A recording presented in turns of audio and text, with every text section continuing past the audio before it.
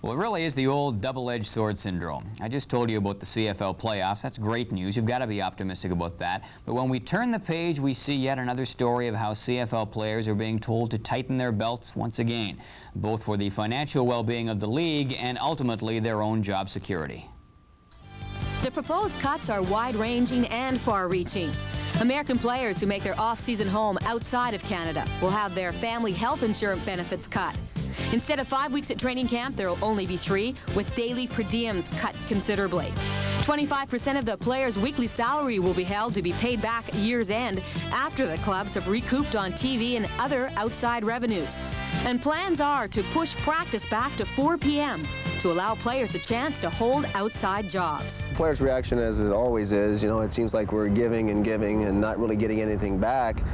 We want the league to survive. We will do anything that we feel that will ensure the survival of the football league.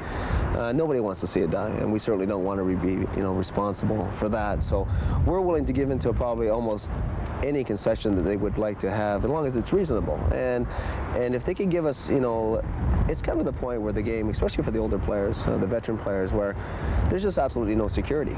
And if we could exchange some things that they want for some security, I think you would see, us, go along with almost everything that they had. Latest proposed budget cuts have gone where no CFL scissors have ever gone before. But the drastic problems in the league are calling for drastic measures. It's now up to the player representatives to make some decisions, crucial decisions, to decide the future of the CFL. There's no question. In my own personal opinion, I think next year is the most crucial. I think if we can survive next year, I think we will survive.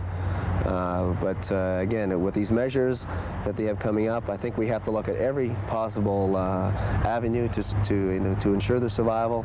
But next year is definitely the most crucial we've had.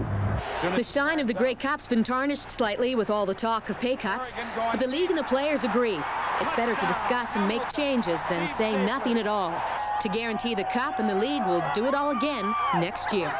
Diana McDonald, TSN, Hamilton. A footnote to that story, CFL Commissioner Doug Mitchell, who has been feeling lots of heat in the wake of reports that he is earning more than $250,000 to head the CFL, is trying to turn the heat down just a little bit. Mitchell says that he will take a voluntary cut of 40% off his salary next season. I'd call that a class move, and that should boost morale amongst the troops just a little bit.